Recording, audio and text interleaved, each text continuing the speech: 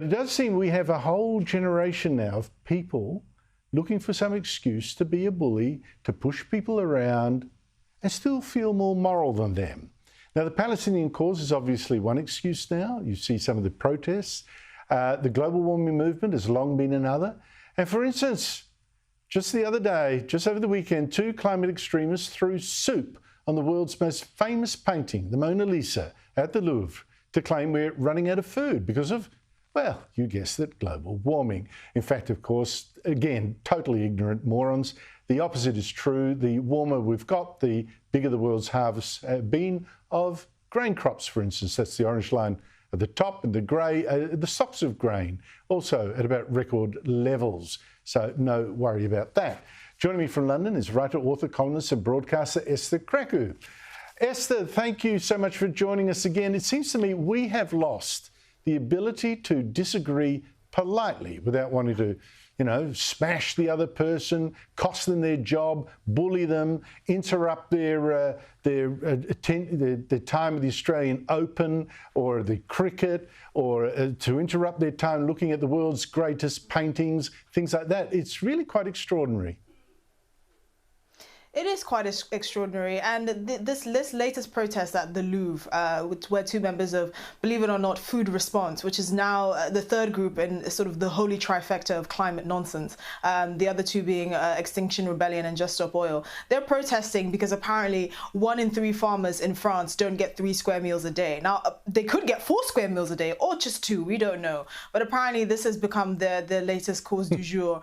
So they decided to throw pumpkin soup at the Mona Lisa in the Louvre, even though they know that 80% of people go to the Louvre to see the Mona Lisa. Now, this particular painting has really had some unfortunate luck. It's faced an acid attack, it's faced theft, it's faced cream pie being thrown at it, and now pumpkin soup is the latest in this. But look, these people join the congregation of the mentally unwell that don't know how actually to advocate for their cause other than annoying people to no end. And this is just one example of that. I mean, clearly they cannot have the ability to read the room, because they decided to throw pumpkin soup at this painting and get the whole exhibition shut down for the entire day, ruining other people's tourism of the Mona Lisa. Well, you say that, they cost their cause. That's the extraordinary thing. They do, but they don't seem to care. So for me, it really is quite a selfish thing. It's about advertising themselves rather than the cause. But speaking of and staying with food, a man opened a vegan restaurant at Macclesfield, which is up your end of the planet, couldn't make it pay, has a baby to feed, has another baby on the way, so he adds meat to the menu to stay in business. So a vegan can now bring their meat-eating partner to his restaurant and both get fed. But he says he's getting bombarded with hate. And my question is, Esther, if the vegans really care so much that his vegan restaurants stay vegan, then as he says, go and pay his bills for him. Well, of course. I mean, I'm surprised that he decided to open a vegan restaurant in a small market town like Macclesfield up north. He's not in some sort of trendy suburb of London. I don't know where he thought there'd be many vegans in that part of the world. But I have a funny story about this, actually, because I was looking for an abattoir, because I live sort of north of London and I'm surrounded by loads of farms, and I was looking for an abattoir, and I kid you not, every single abattoir that I searched, the Google reviews were bombarded by vegans calling it a place of hell and a place of torture. So this is unsurprising. Unfortunately for him, he's faced the harsh reality that actually there are only about 10 vegans in the UK, and so if he does have a restaurant, he needs to diversify his menu a little bit. And vegans don't like the fact that many people like to eat meat, actually. Are you trying to tell me this is a tragic story, the only vegan in the village? We'll see.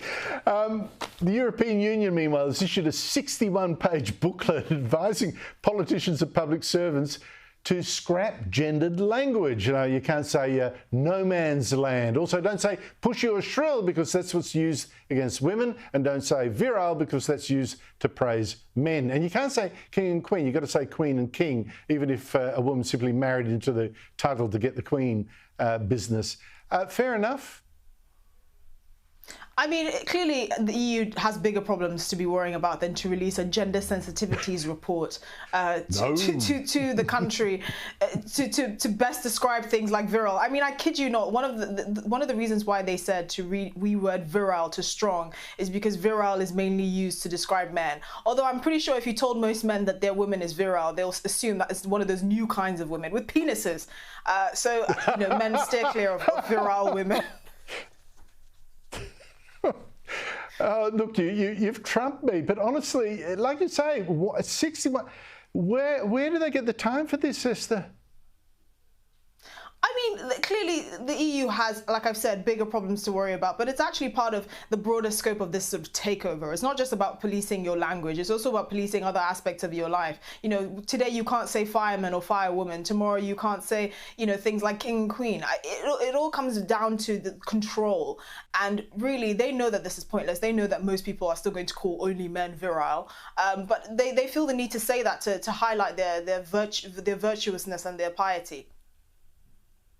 I think you got it absolutely right. It is about control. Setting up tripwires, people fall over them.